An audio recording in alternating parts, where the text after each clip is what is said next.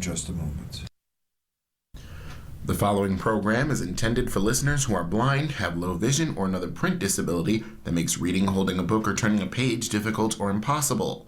The content is copyrighted by the respective publishers. For more information, please visit us on the web at nfradioreading.org. Your Niagara Frontier Radio Reading Service now presents a reading of articles and features from the Buffalo News for Sunday, December 14th. Your reader for this hour is Edwin J. Vieira, and for the next hour, your reader will be Ron Bickelman. First, a look at the weather. Snow showers during the morning today, otherwise it'll be mainly cloudy and frigid with a high of 19. Cloudy tonight and a low of 14. Starting the week, we'll see a little snow tomorrow, accumulating up to an inch with a storm total of 1 to 2 inches and a high of 24 with a low of 15. Not as cold on Tuesday with a high of 32 and a low of 28. Warming up more on Wednesday and be breezy in the morning with a high of 39 and a low of 27. A little afternoon rain on Thursday with the week high of 40 degrees for a high and low of 26. Friday, there'll be a little snow in the morning with a high of 31 and a low 23, and warmer temperatures on Saturday and then through the weekend, cloudy and not as cold on Saturday, high of 40 and a low of 33. Now here's our first story. City homicides at lowest level in a year since 1980s. As of last month, 27 have been killed, shootings down also. Buffalo is on pace this year to see the fewest homicides in nearly 4 decades, according to FBI data. Additionally, the number of people shot in the city so far this year is expected to dip to the lowest level in at least 20 years. Through the end of November, 27 people had become victims of homicide since the start of the year, according to Buffalo Police. The city hasn't seen a number this low since the 1980s. Over the first 11 months of the year, 114 people had been shot in Buffalo, police said. At the same point last year, there were 148 shooting victims. The shooting figures indicate a significant decrease since 2020 and 2021, when the city averaged about 1 person shot every day. Those numbers are great across the board, Murray Holman, executive director of Stop the Violence Coalition, said of the latest figures. This year, the city went 73 days, from July 18th to September 29th, without a reported homicide, which police believe is the longest such streak in 4 decades.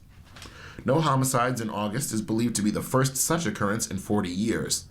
In the summer, typically a time when violence surges, there were only 3 homicides. Police Commissioner Alfonso Wright credited his department's personnel, fellow law enforcement agencies, other government entities, and members of the community. No one can do it alone, but we have been able to do all this together, Wright said in a written statement. The record lows we're seeing in the city of Buffalo are the results of a collaborative effort from the Buffalo Police Department, our government partners, and the community we serve, Wright said.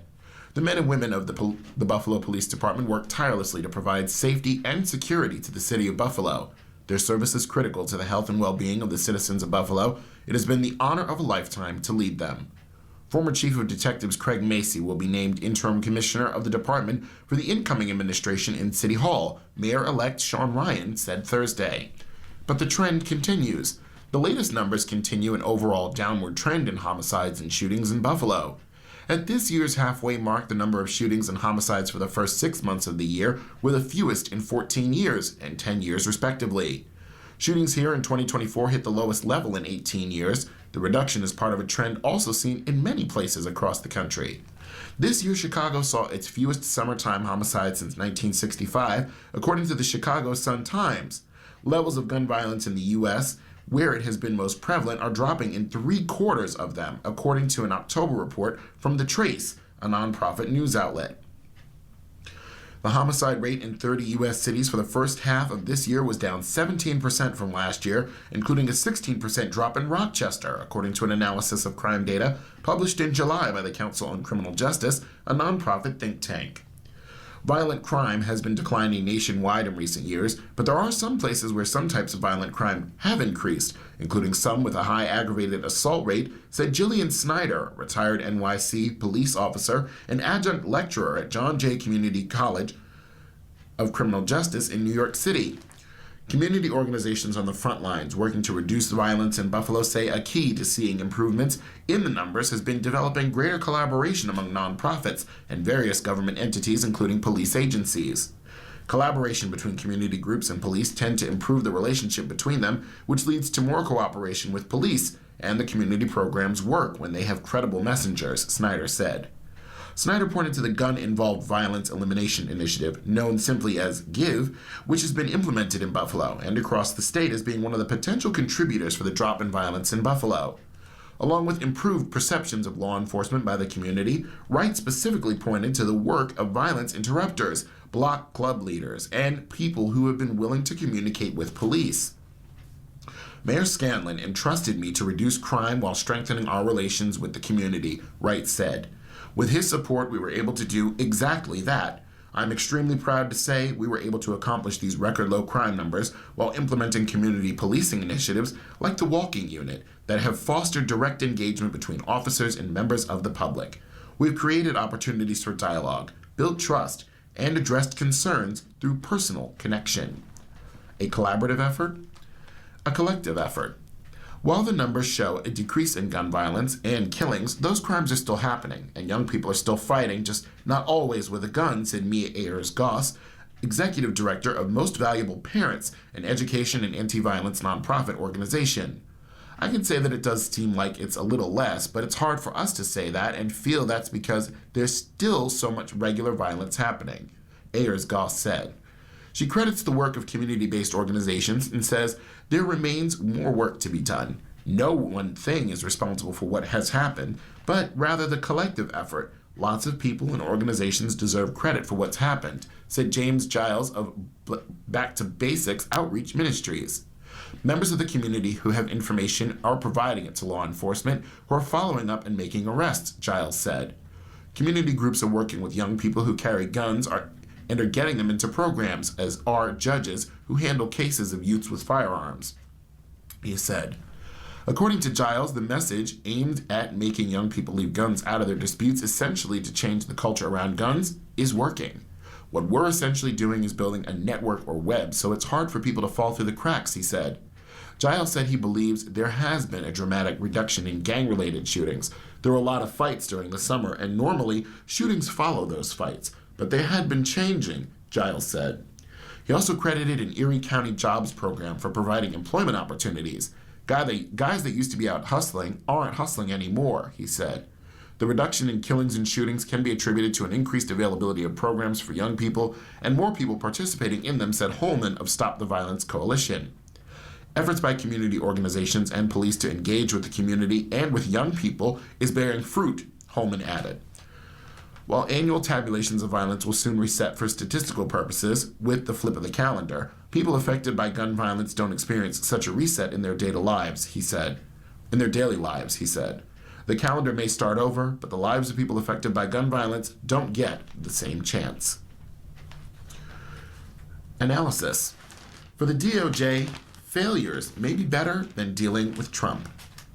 From Washington, revenge, it turns out, is a dish best served with evidence. On Thursday, federal grand jurors in Virginia rejected the Justice Department's push to re-indict Letitia James, the New York Attorney General, on mortgage-related charges for the second time in a week. It handed a humiliating loss to President Trump, who has publicly demanded the prosecution of enemies he singled out for retribution. It was a moment worth marking. Federal grand juries almost never decline to bring an indictment once, much less twice. Such rejections, known as no true bills, have been exceedingly rare, a misfire that often stigmatizes the prosecutors involved. They're becoming more common and accepted in a department where face planting in court might be preferable to facing down the boss.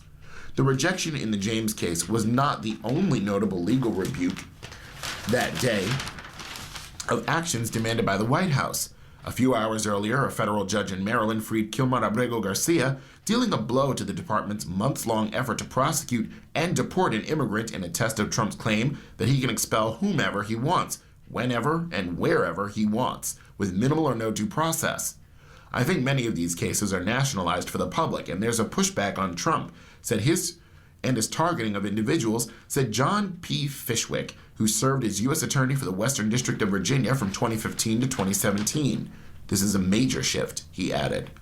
Thursday demonstrated an emerging reality for Trump and his aide Stephen Miller, a driving force behind the maximalist approach to presidential power. Commanding the Justice Department is not quite the same as controlling the justice system. Increasingly, federal juries and judges have rejected cases presented by the department for lack of sufficient supporting evidence, or because prosecutors committed major procedural or legal errors in their scramble to appease the White House. In recent months, grand jurors in Washington spurned efforts to indict or ultimately convict an anti-Trump activist, a woman who posted a threat against Trump on Instagram, and most famously, a Justice Department employee who tossed a sandwich at federal officers. The prosecutors in the James case do not even hold the administration's swing and a miss record. That distinction appears to belong to Jeanine Pirro, the U.S. Attorney in Washington, whose office failed 3 times to obtain an indictment against a woman who pushed an FBI agent against a wall during a protest over the summer. Even when Pirro's subordinates changed course and moved forward on misdemeanor charges, that didn't require an indictment. A trial jury shut them down again, acquitting the woman altogether. It's hard to know how many no true bill decisions have been rendered because grand jury deliberations are shielded by secrecy laws. But in cases brought in other cities where Trump has flooded the streets with federal officers, grand juries have also declined to bring charges. In Los Angeles, a MAGA-aligned prosecutor failed to obtain charges against an activist who'd protested the administration's immigration enforcement. Trump's political appointees at the department have publicly lashed out at activist judges and groused about anti-Trump bias among jurors in the Democratic-dominated Capitol. But there's also a sense inside the department, less openly articulated than tactically understood, that the system provides a pressure valve for marginal cases, allowing prosecutors to prove they made a good faith effort to execute the president's orders regardless of the outcome. Nor is it entirely clear that successful prosecutions are the only goal. One top official, Ed Martin, who leads the so-called Weaponization Working Group responsible for investigating those who investigated Trump, has suggested that naming and shaming targets is a legitimate end in itself. The Justice Department has a long-standing policy of not commenting on grand jury proceedings, but 2 people with knowledge of the situation said the White House was still pushing to indict James, and the Justice Department officials were considering other options to fulfill Trump's demands. The people requested anonymity because they were not authorized to discuss internal deliberations. Some of those pressing for James's prosecution blamed the failure to secure an indictment on resistance from career prosecutors and a judge's ruling that Lindsey Halligan, the U.S. Attorney for the Eastern District of Virginia, had been illegally appointed. 2 grand juries didn't reject the evidence, wrote Sam Anter, a felon-turned-activist who has been among James's most vocal critics. They heard a presentation from the same career prosecutor who never wanted to bring the case in the first place. If you want a non-indictment, you present a non-case. Nonetheless, career prosecutors and Trump-appointed department officials who reviewed the evidence thought the case was far too weak to present to a grand jury. Halligan's predecessor, Eric S. Siebert, found insufficient evidence to bring charges against her and had raised similar concerns about a potential case against James Comey, the former FBI director. Trump forced him out and has hastily replaced him with Halligan, a former insurance lawyer with no prosecutorial experience. She quickly obtained indictments against James and Comey before they were tossed out by a judge who ruled she'd been illegally appointed. The release of Abrego Garcia, which came after the White House vowed he would never walk free on U.S. soil, capped an extraordinary 10-month legal saga that embroiled the Justice Department in countless hours of writing briefs and attending court hearings. And in the end, the order letting him out of custody was based, at least in part, or on an embarrassingly technicality. The initial immigration judge who handled the case had never issued a formal order to remove him from the country, and the Justice Department hadn't bothered to check. But the decision issued by Judge Paula Zenas in U.S. District Court in Maryland also took the Trump administration to task for something much more serious, holding Abrego Garcia in immigration detention for months, but never following through on its repeated promise to redeport him. Zenas found the administration's failures particularly troubling because Abrego Garcia had agreed to be sent to Costa Rica, but officials refused to let him go there, promising instead to expel him to a series of African countries to which he had no ties. Andrew Rossman, one of Abrego Garcia's lawyers, hailed Zenas' ruling as an example of the court system doing what it is designed to do. Today's decision granting Mr. Abrego Garcia release is a victory not just for one Maryland man, but for everyone, Rossman said Thursday. But the administration, taking the position it often has when rulings don't go its way, attacked Zenas personally. Quote, the White House, the administration, opposed the activism from a judge who was really acting as a judicial activist, which unfortunately we have seen in many cases across the country, said Caroline Leavitt, the White House press secretary. The Trump administration has rarely been willing to live with adverse rulings, almost always pressing forward aggressively with appeals or other attempts to undo a negative decision. In Abrego Garcia's case, officials immediately fixed the lack of an order to remove him from the country by obtaining one overnight from an immigration judge. Then the administration instructed Abrego Garcia to show up for an appointment with immigration officials Friday morning, a move that so worried his lawyers, they persuaded Zenas to issue a new order forbidding authorities from simply rearresting their client. In the end, while their concerns were real, the consequences were less dire. Abrego Garcia left his appointment without so much as a hitch. You're listening to a reading of today's Buffalo News on your Niagara Frontier Radio reading service. The time for our morning listeners is 9:15 a.m. And for our afternoon listeners, the time is 4:15 p.m. Now on to a front page feature. Weather has ski resorts singing a happy tune. Early snow, cold temperatures give them a jump on the season. Ski resorts and snow sports enthusiasts got an early Christmas present this season. The cold and snow that has come to Western New York since around Thanksgiving allowed ski resorts to open early in December, which meant skiers and snowboarders got a head start on hitting the slopes. Most Western New Yorkers' resorts have already opened and are anticipating another strong season. They've been able to build a solid base of snow on enough of their hills because of significant early season snow over the past 2 weeks and the type of cold weather that allows for making plenty of snow using equipment that resorts continue to invest in annually. Holiday Valley Ski Resort in Ellicottville kicked off the season last Saturday on a limited basis with 11 trails and 5 lifts open, according to Dash Hegman, Director of Marketing for the resort. It continues to progress toward opening all 60 trails, with some already having a base of 8 to 28 inches of snow. The area has received 38 inches of snow this season, as of Wednesday, with another foot or so of snow that was anticipated to fall over Wednesday and Thursday leading up to this weekend. We've got snow coming down now and cold temperatures in the forecast, so we've been able to get some very good snowmaking done, and hopefully we'll get more trails open this weekend, Hedgeman said. There were a lot of really happy skiers and snowboarders here that were thrilled to be back out on the snow.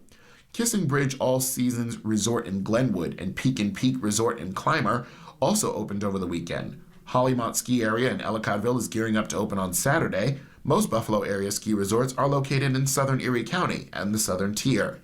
Travis Widger, director of snow sports at Hollymont, said it as a good of the start of the season. The resort has a number of years and even better than last year, which was crucial bounce-back seasons for many resorts. Hollymont will get going with around 10 open slopes and 2 chairlifts. It's also hiring for snowmaking, general maintenance, and valet parking roles. We should really be excited right now about snow sports in Western New York, said Widger. That includes Canadians who enjoy skiing in Western New York. While Canadians, angry with U.S. policies and rhetoric, may not be coming across the border as much these days, they're still making their way to Hollymont, Widger said. Hollymont is a member-only resort on weekends, while it's open to the public Monday through Friday, and almost half of the membership consists of Canadians. Everyone just rallies around their love of winter sports, and some of the politics and other stuff going on around in our world just sort of faded, Widger added. Building on last season, after a few rough seasons, including a balmy 2023-24 that had many resorts struggling to maintain snow on their hills, this is a second straight good start to a season for snow sports. The early snow puts the ski areas in a good spot heading into the crucial holiday period later this month when schools are out and many skiers are on vacation. Last season ended with 184 inches in Ellicottville, several inches over the area's annual average snowfall. It also stayed cold through March, which allows snowmaking teams to make a base that lasts throughout the entirety of the winter. Although many local resorts do more to appeal to clientele throughout the year, that was a huge boost for business that remains dependent on the winter season. Every year, Holiday Valley aims to open on Thanksgiving weekend, but it rarely occurs, so getting to open the weekend after is still a pretty significant feat. We're just riding this wave of momentum from last year into this year, which is awesome, Hedgeman said. People ended last year on a high note and got a lot of skiing and riding in. That makes a big difference when you're going into a season and get people even more excited. At Hollymont, The first phase of snowmaking is done, and workers are starting to move air-water fan snow guns to additional trails so more can be prepared for opening the resort. The resort typically aims to be open the second weekend of December, so it's right on target, but there are plenty of years when that doesn't happen. Some years, the resort may not open until closer to the week of Christmas.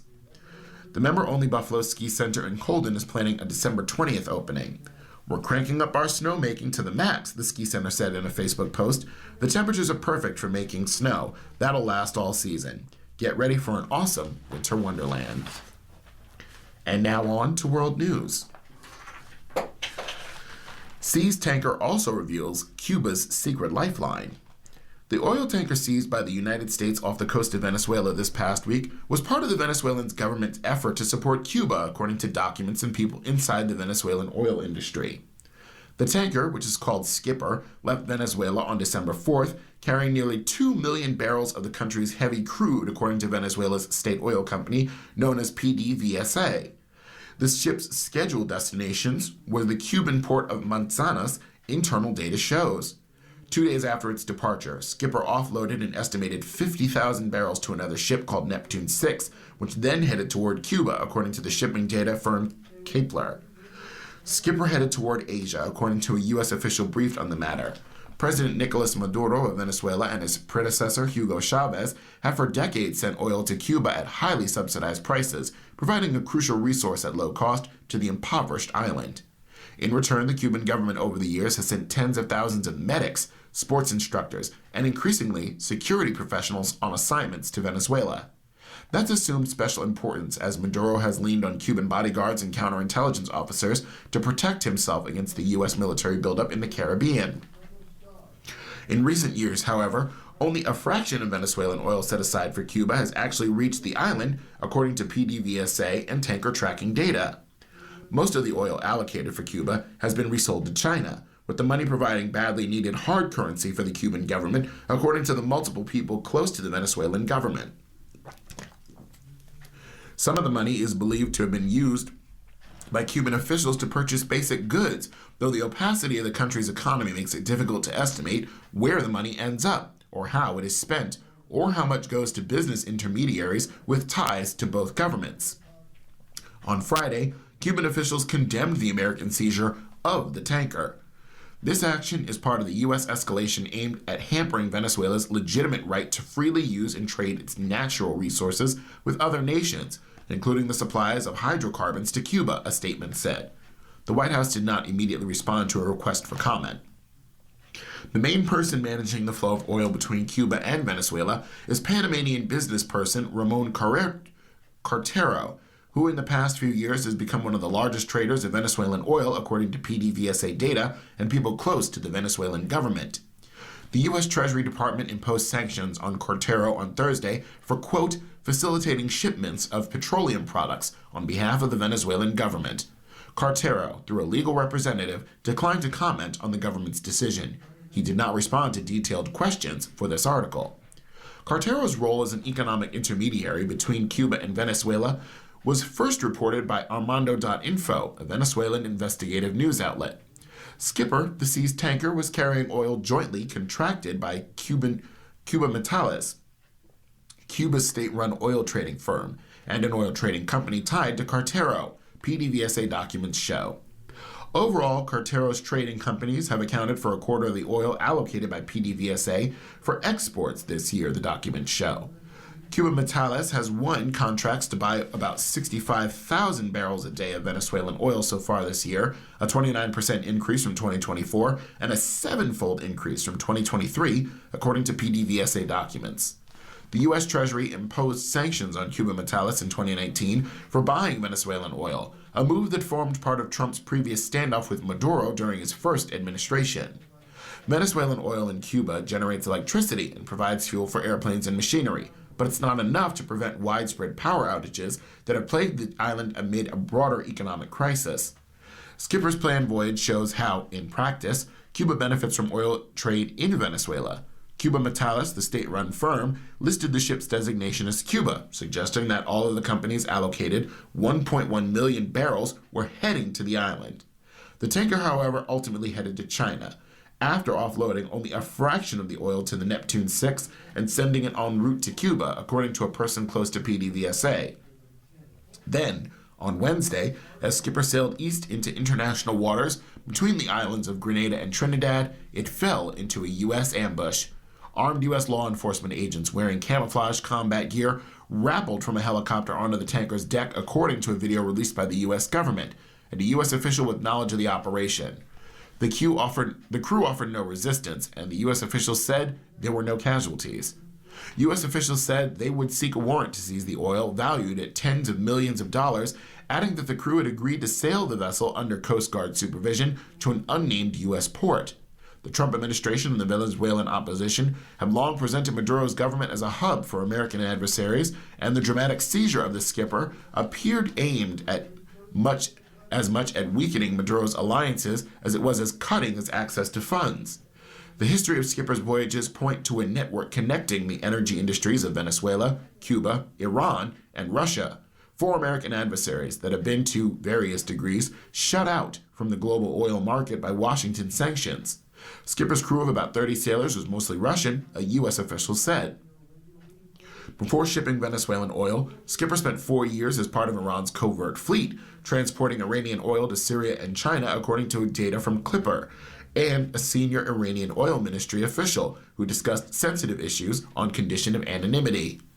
Russia supplies Venezuela with key imports of naphtha, a light oil product that Venezuela uses to dilute its sludgy main type of crude and make it suitable for export. A Russian state-run oil company, Rosneft, produces nearly 100,000 barrels of oil of daily crude in Venezuela, and in previous years, the company has played a crucial role in exporting Venezuelan oil to China. Amputees in Gaza struggle amid lack of prosthetic limbs. Sitting in her wheelchair, Haneen Almubah dreams of rebuilding her family, of cradling a new baby. She dreams of walking again, but with her leg gone, her life in Gaza is on hold, she says, as she waits to go abroad for further treatment. An Israeli airstrike in July 2024 smashed her home in central Gaza as she and her family slept. All 4 of her daughters were killed, including her 5-month-old baby. Her husband was severely burned. Al-Mabou's legs were crushed under the rubble, and doctors had to amputate her right leg above the knee. For the past year and a half, I've been unable to move around, to live like others. For the past year and a half, I've been without children, she said, speaking in her parents' home. The 2-month-old ceasefire in Gaza has been slow to bring help for thousands of Palestinians who suffered amputations from Israeli bombardment over the past 2 years. The World Health Organization estimates there are some 5,000 to 6,000 amputees from the war, 25% of them being children. Those who lost limbs are struggling to adapt, faced with a shortage of prosthetic limbs and long delays to medical evacuations out of Gaza. The WHO said a shipment of essential prosthetic supplies recently made it into Gaza. That appears to be the first significant shipment for the past 2 years. Previously, Israel had let in almost no ready-made prosthetic limbs or materials to manufacture limbs since the war began, according to Laoui Abu Saif, the head of the Disability Program for Medical Aid for Palestinians, or MAP, and Nevin Al-Gushan, acting director of the Artificial Limbs Polio Center in Gaza City. Future, the Israeli military body in charge of coordinating aid, known as COGAT, did not respond when asked how many prosthetic supplies had entered during the war or about its policies on such supplies. Future is paralyzed.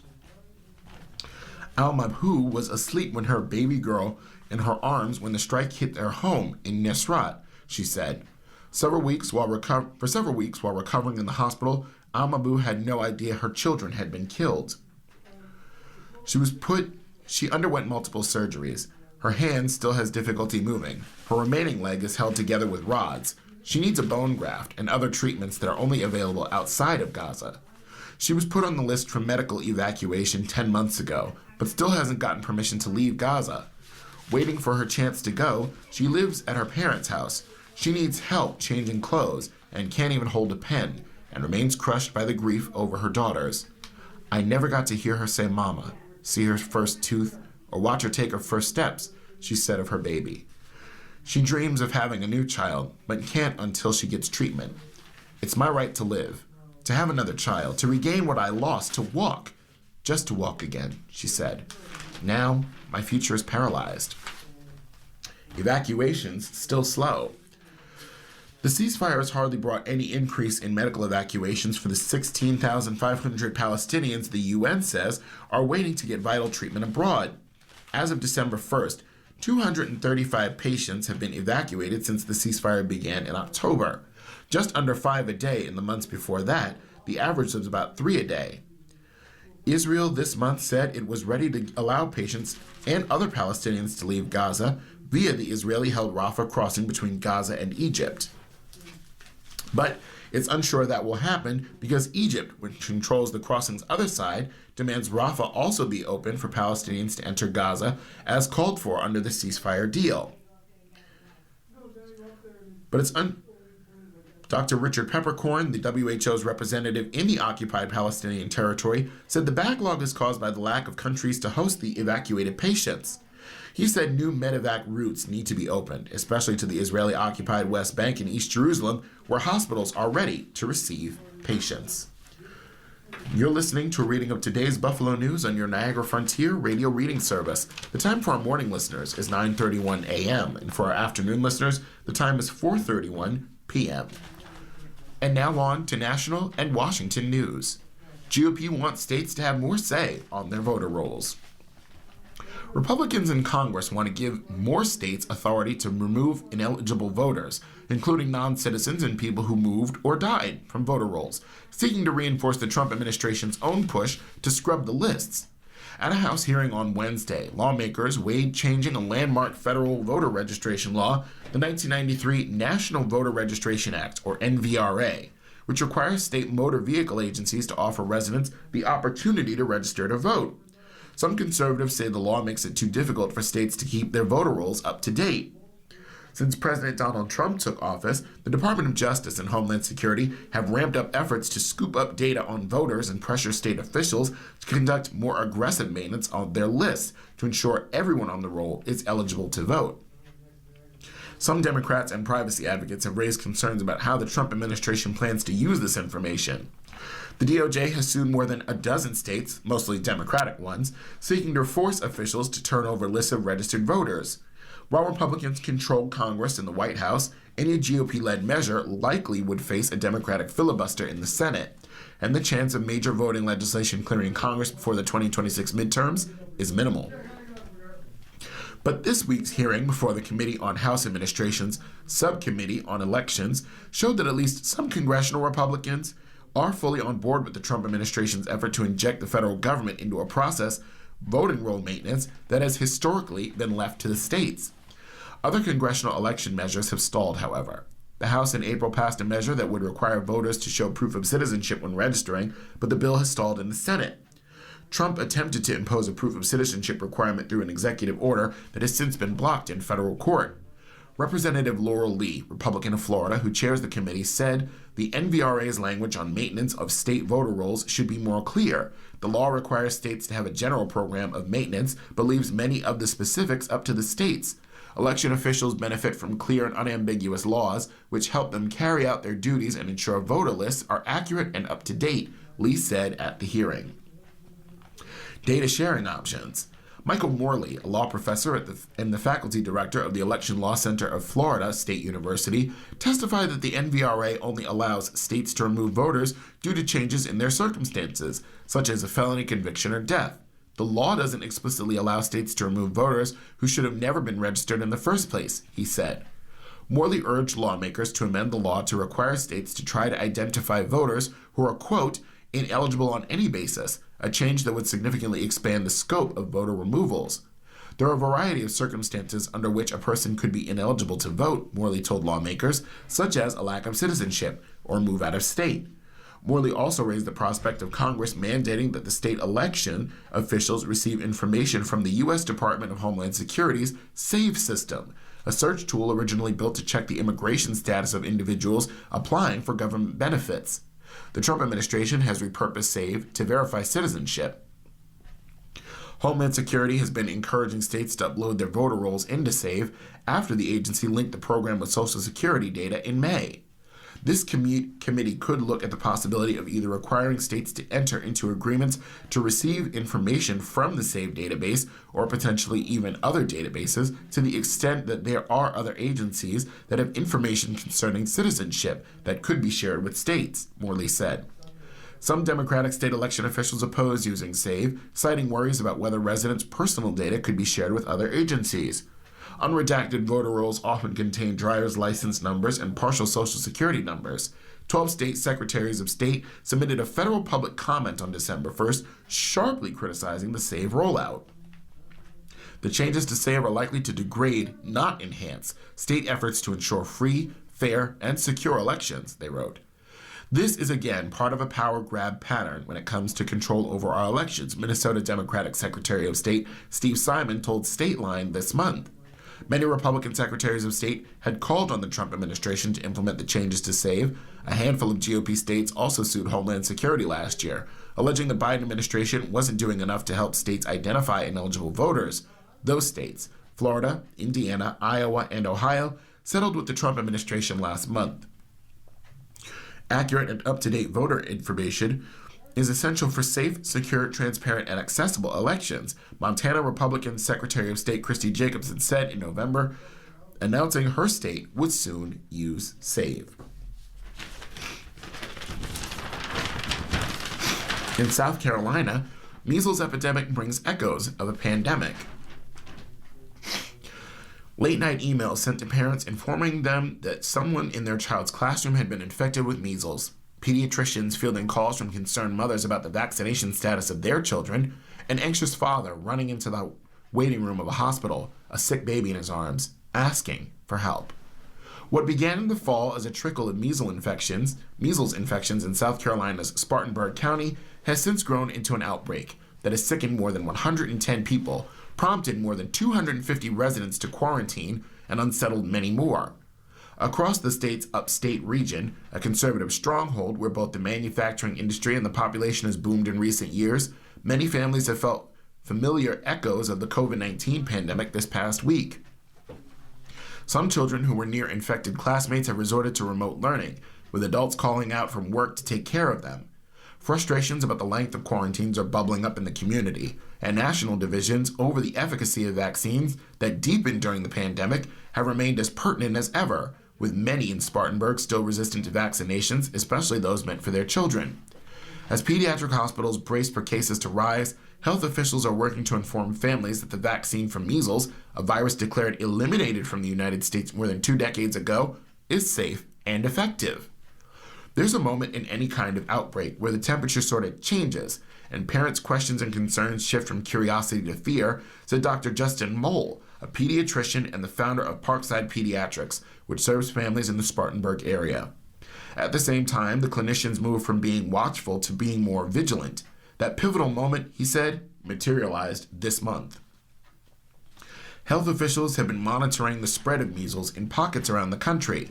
Nationally, more than 1,900 measles cases have been reported so far this year, according to data from the Centers for Disease Control and Prevention. 3 unvaccinated people, including 2 children, have died, but the latest rise in South Carolina cases has deeply concerned health officials who worry that the holiday season, a time for family gatherings, may further spread a highly contagious disease, especially among children. Linda Bell, the state epidemiologist, noted this past week that travel around Thanksgiving had most likely contributed to the current rise in cases. Disruptions from the outbreak, which started in October, have been significant, even for those who aren't sick. For instance, unvaccinated people exposed to the virus have been asked to quarantine for 21 days. Some students have had to do so twice. That's a significant amount of time, Bell said.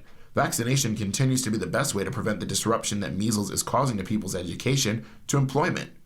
In the 2024-25 school year, about 90% of students in Spartanburg County had all required childhood immunizations, including the measles, mumps, and rubella shot, commonly known as the MMR vaccine. That's slightly below the national average and below the 95% target that experts consider necessary to stem the spread of measles. The level of worry in Spartanburg, though, appears to be correlated with whether or not one believes in the general efficacy of vaccines, an anti-vax notion that has been spearheaded in part by Robert F. Kennedy Jr., President Donald Trump's health secretary. In interviews Friday, some residents dismissed the rise in measles as an overblown problem. It's not really an outbreak, said Tim Johnson, a native of Belarus who immigrated to the U.S. 10 years ago. We have to be careful what we do and who we're with, but not everything is worth looking into. For new parents, though, the outbreak has been profoundly unnerving, partly because newborns typically receive their first dose of the MMR vaccine when they turn 1 and their second dose at age 4. Some families with children in those age brackets have felt pressured to speed up the vaccination process, however, slightly. Pediatricians say doing so is generally considered safe, with approval from a doctor. Marissa Grush, age 32 of Greenville County, said she had been keeping a close eye on news about local measles cases in recent months. As the outbreak began to intensify in neighboring Spartanburg, she felt concerned about her nearly 1-year-old son because he spent time around other children in daycare and she wasn't sure about their vaccination status. I felt nervous and a little angry that there was the outbreak going around, and I'd have to choose to vaccinate him early because others weren't vaccinating their kids, Grush said. Her son received his first dose of the vaccine in October, she said. Still, many have held grudges against public health officials who they believe encouraged much too stringent restrictions during the pandemic.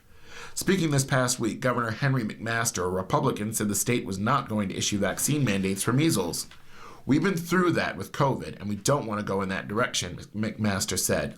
People need to understand it's just dangerous, just like a lot of other diseases. If there's some way to prevent it, you ought to do so. You're listening to a reading of today's Buffalo News on your Niagara Frontier Radio reading service. The time for our morning listeners is 9:41 a.m., and for our afternoon listeners, the time is 4:41 p.m. Now on to business news. Damon University is growing as many colleges struggle. Funding improvements in infrastructure academics have attracted students and donors. Fundraising was not a high priority at Damon University before Gary A. Olson arrived as the school as president in 2013.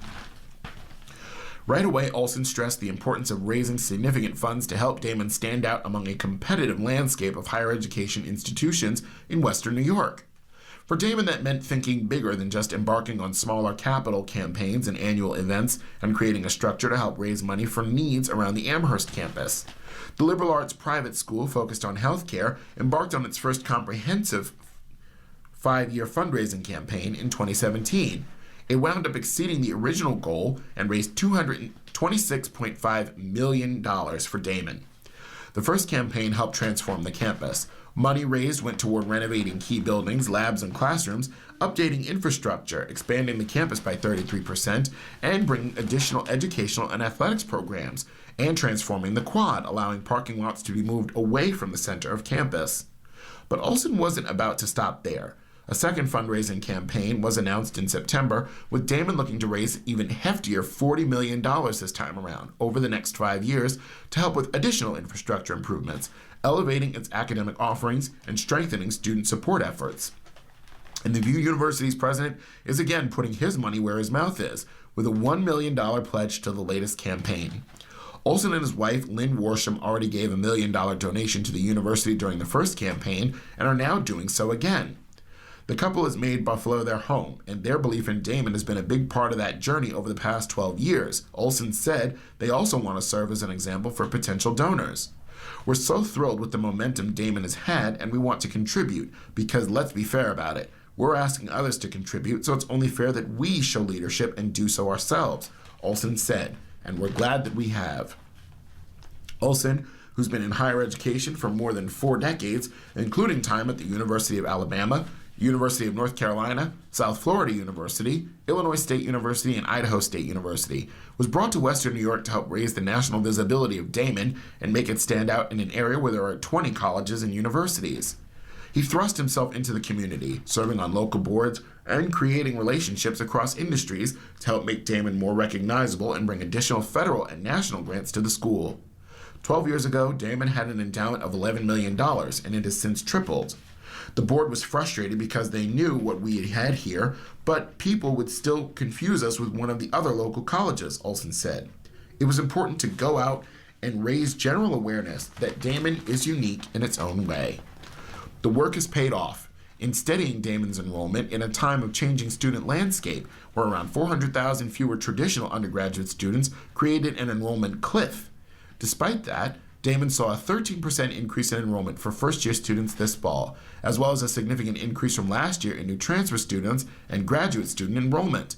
The school, which has campuses in Amherst and Brooklyn, New York, has a total enrollment of 2,540 students, including 1,653 undergraduates and 887 graduates as of the fall 2024.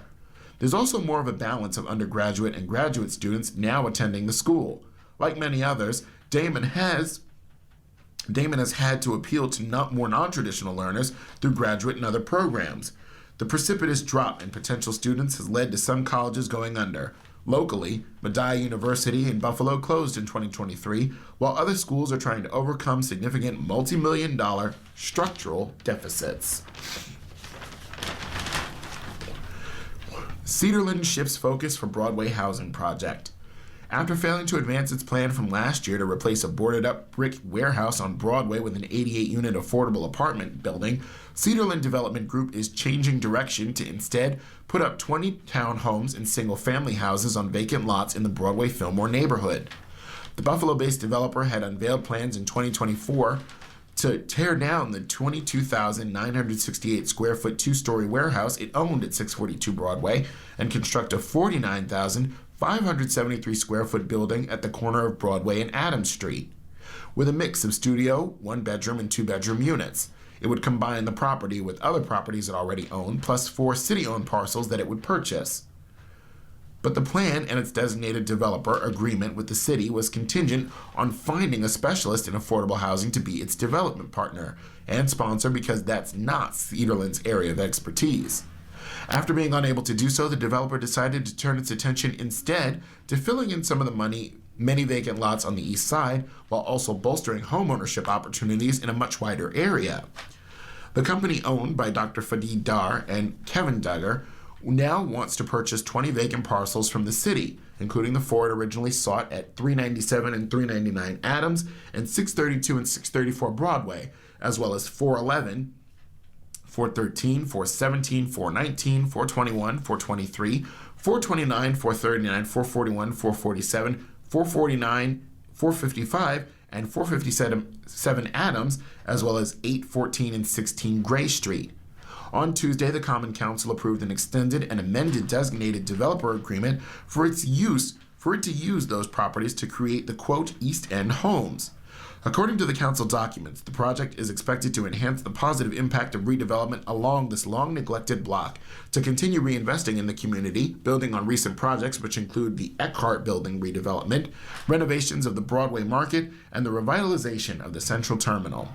Cedarland plans to construct 8 two-story attached townhomes across Broadway, 10 detached one-story homes on Adams Street, and 2 detached single wood homes would be on Gray. Each home would be 1,200 to 1,500 square feet in size and would include 3 bedrooms and a 1-car driveway. The homes would be constructed on a rolling basis, with each taking 18 months to build. The homes would be priced through the state's Affordable Homeownership Opportunity Program to be affordable to households earning 80% of the area median income, with financial support from the $8.3 million project coming from state affordable housing tax credits and brownfield tax credits, since the former industrial site would be cleaned up first. As part of our newspaper reading, we now present the day's death listings. If you need further information on any of these names, please call us at 716-821-5555. That number again is 716-821-5555. Nancy Louise Amadori, Nikesman. Jonathan Armstrong. Akiko K. Baggs, Nikado. Ann M. Bial. Lynn T. Blashewitz. Carol L. Breitweiser, Nee Rothballer. Carol J. Schaefer, Nee Karlovich. Eric R. Sislo. David S. Coffey. Donna Marie Castrino. Patrick Joseph Creven. Catherine M. Davies, Nee O'Connor. Thomas J. Dujek. Barbara Doring. Thomas J. Dudek. William M. Feigenbaum, Patricia C. Corky Farrow, ni Hayek, Joanne M. Fontana, ni Amico, Alice N.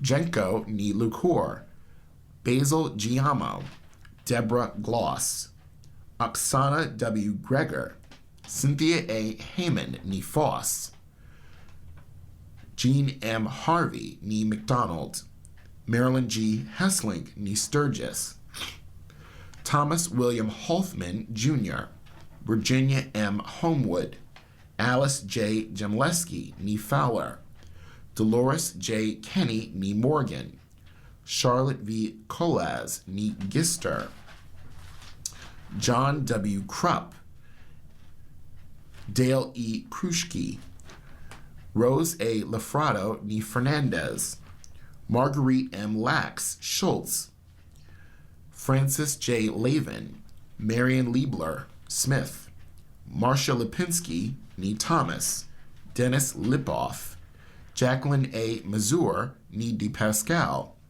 John Joseph Jack McInery, Patrick Michael McKeating, Suzanne J. Miller, ni Bernhardt, Woody George Pace, James R. Putnam, George F. Rand IV, Susan M. Ripstein, ni Fechter, James R. Putnam,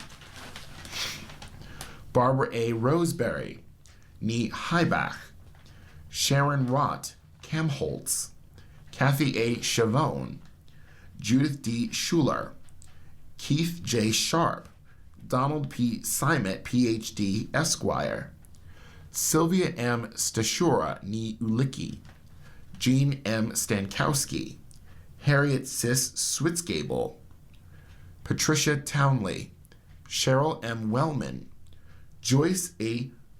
Wojciechowski, ni Wanet, Michael J. Zobel, Jr.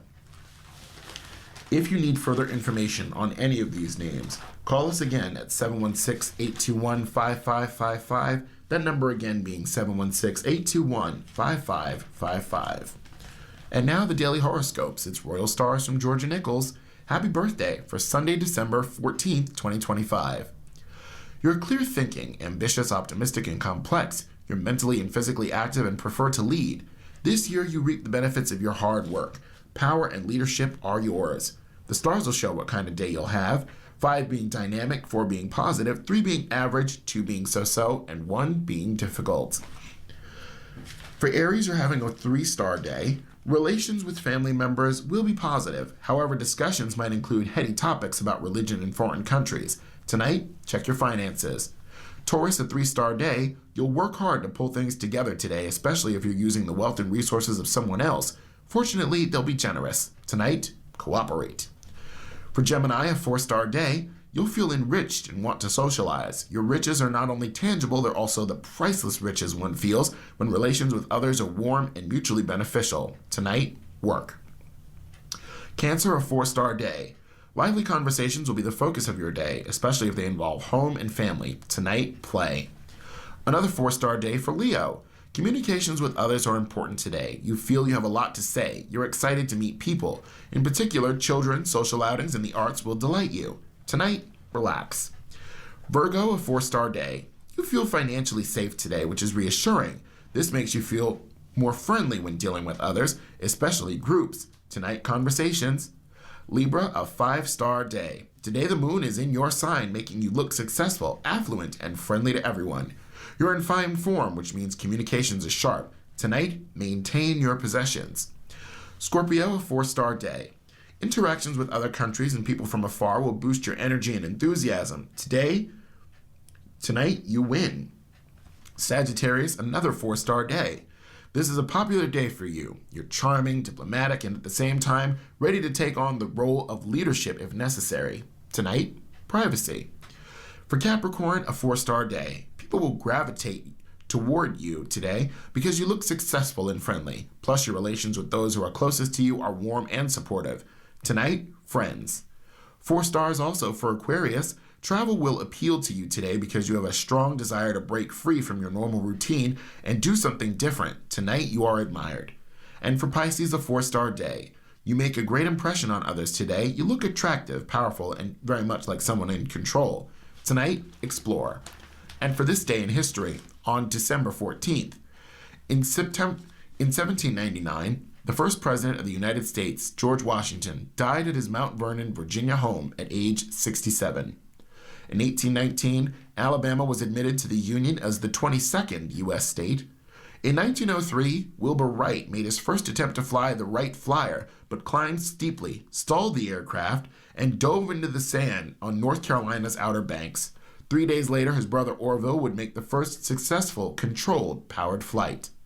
In 1911, Norwegian explorer Roald Amundsen and his team became the first to reach the South Pole, beating a British expedition led by Robert F. Scott by 33 days. In 1964, the U.S. Supreme Court, in the heart of Atlanta Motel versus the U.S., ruled Congress was within its authority to reinforce the Civil Rights Act of 1964 against racial discrimination by private businesses, in this case, a motel that refused to cater to blacks. In 1995, the Dayton Accords were formally signed in Paris, ending the Bosnian War that had claimed over 200,000 lives and forced 2 million people from their homes over 3 years. In 2012, a gunman with a semi-automatic rifle killed 20 first graders and 6 educators at Sandy Hook Elementary School in Newtown, Connecticut, then took his own life as police arrived. The 20-year-old fatally shot his mother at their home earlier that day. You're listening to a reading of articles from the Buffalo News for Sunday, December 14th on your Niagara Frontier Radio reading service. We'll return for more readings after this short break. Your reader for this hour has been Edwin J. Vieira, and stick around for another reading with Ron Bickelman.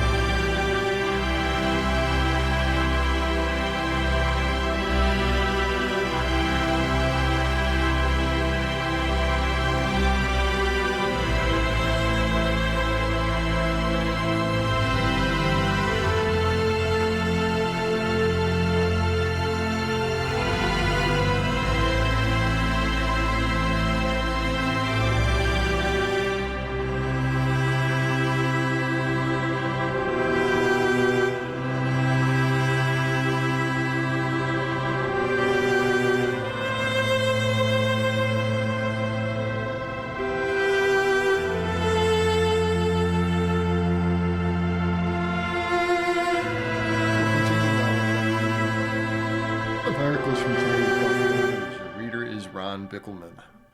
Suit blames teen driver town for Grand Island girl's death. A state lawsuit has been filed in connection with an accident that took the life of a 13-year-old Grand Island girl in September 2024. The attorney who filed the lawsuit also raised questions on Thursday about the Erie County Sheriff's Office investigation into the accident that killed Leah Mayer. The 17-year-old driver who hit Leah had marijuana in his car and admitted to the sheriff deputies he had used marijuana earlier in the day. John J. Froman Jr., attorney for the Mayer family, told the Buffalo News.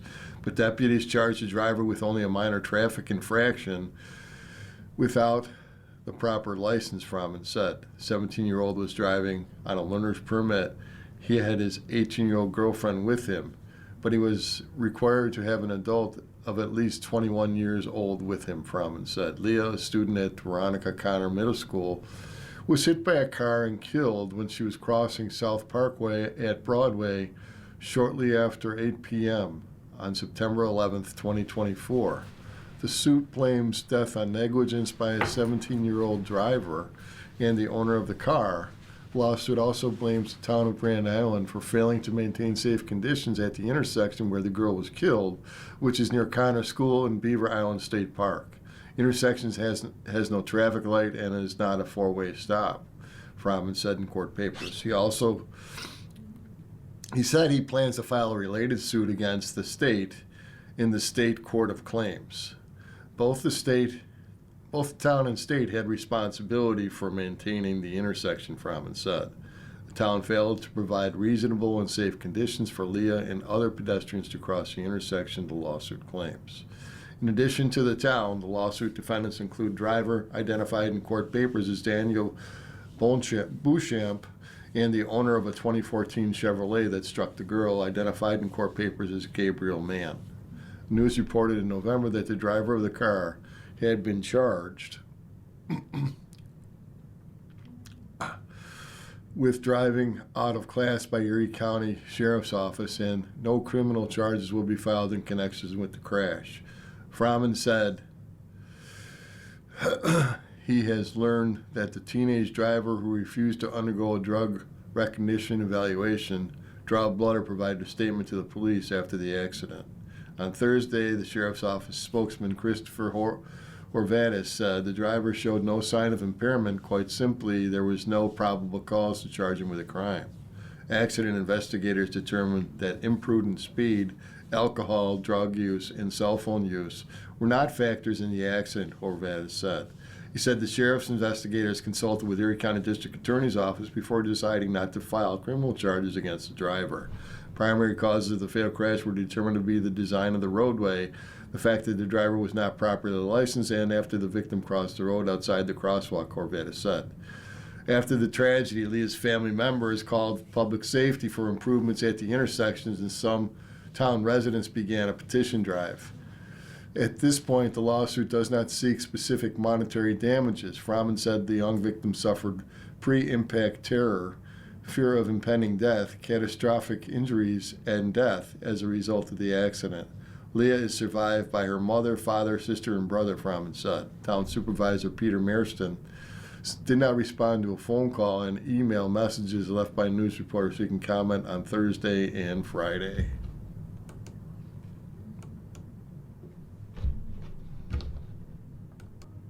Unexpected tariff for helicopter searchlight illuminates tensions between Erie County Sheriff's Office legislators. It is rare for Erie County legislators to take issue with an $8,000 expense, especially in the context of a $2 billion county budget. But that small cost was the byproduct of the Sheriff's Office purchasing a grant-funded searchlight for its old helicopter this spring. Initially, Sheriff's Office officials had hoped that the matter would gain swift and routine approval. It did not. The searchlight purchase brought together two hot issues: the cost of the helicopters and an unexpected tariff, which county officials were grappling with for the first time. Sharp questions and equally pointed responses played out over the matter on the legislators' floor last week. Several legislators questioned the legal and fiscal wisdom exhibited by the Sheriff's Office in seeking to pay the tariff.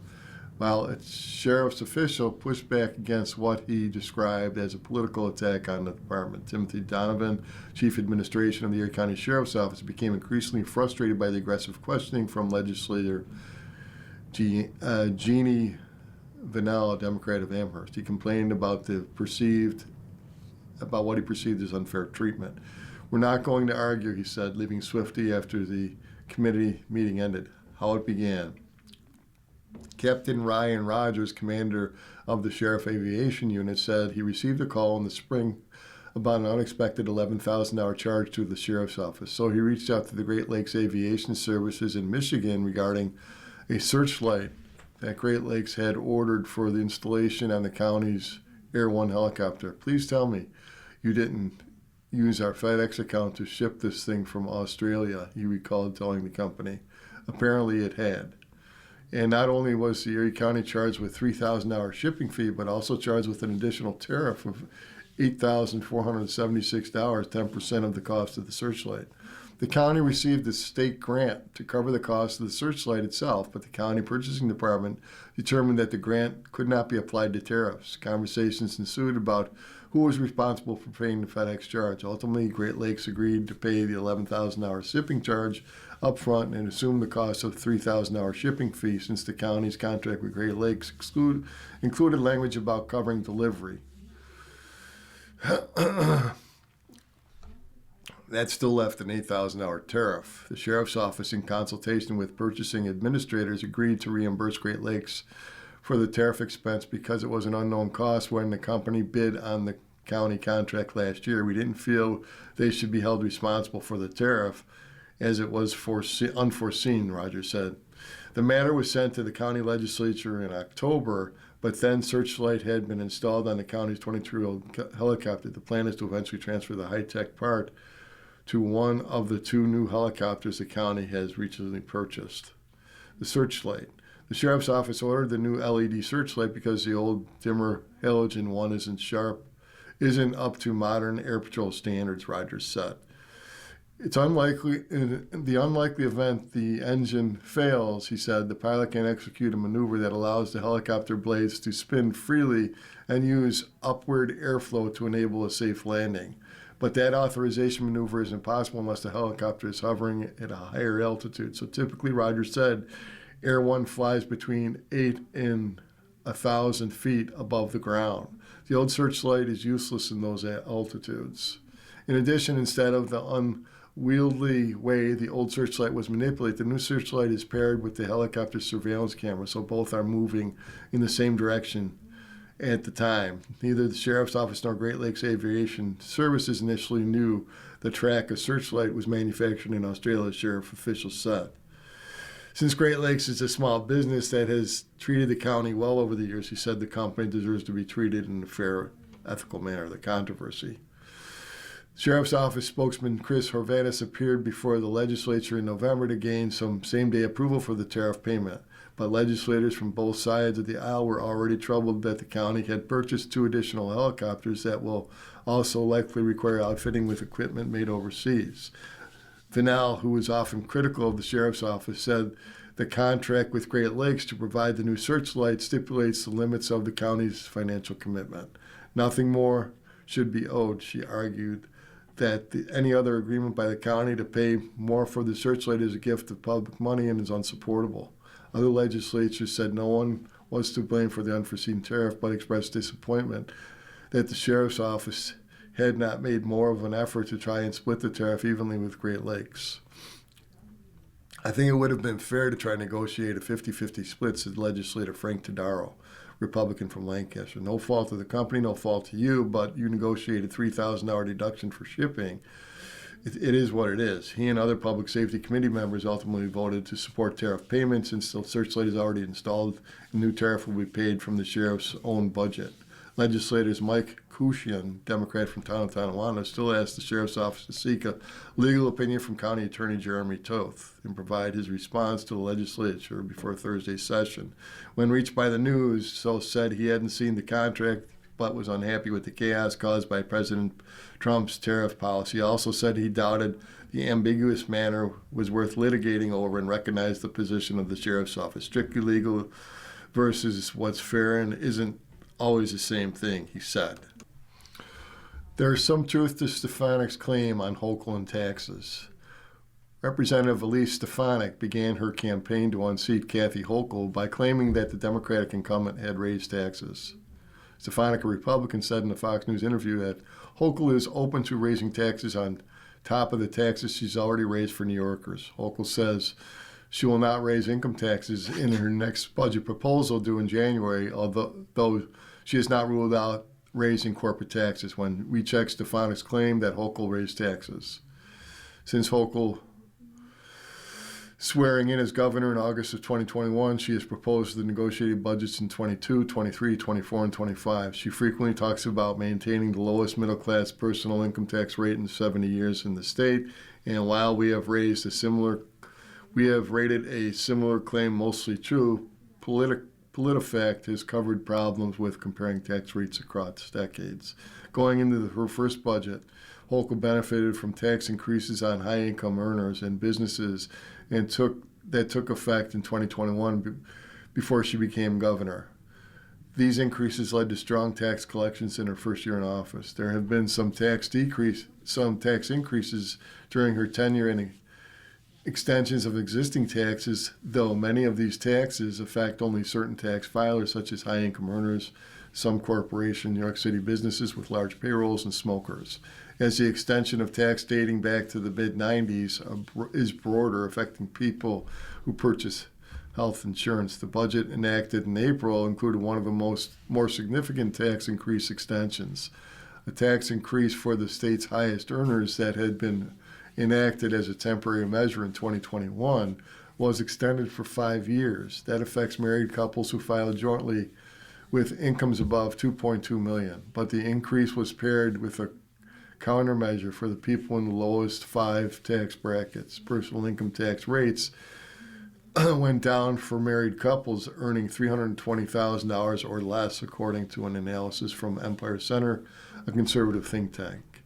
The 23-24 budget also included an extension of an increase in corporate franchise tax rate until 2027, because with the incomes of more than 5 million began paying 7.25% in 2021. That rate was extended in the budget passed in 2023. The budget also increased the top rate of tax that funds public transportation, known as the Metropolitan Commuter Transportation Mobility Tax. The top rate increased for employers and self-employed workers in the 5 counties of New York City, and it was meant to fund operations of the Metropolitan Transit Authority, which saw steep declines in ridership during the pandemic. Employers and people in the 7 other downstate counties contained in the Metropolitan Commuter Transportation District were not affected by the change. The budget passed in 2023. There was an extension on tax health insurance known as the Healthcare Reform Act taxes. The taxes have been extended routinely since 1996 and adds hundreds of dollars per year to cost of health insurance for the average family, according to the Empire Center. This is the state's 3rd largest revenue source after income and sales taxes. In 2025, taxes that fund public transportation, known as the payroll mobility tax, went up less than 1 percentage point on downstate companies with payrolls of more than 10 million.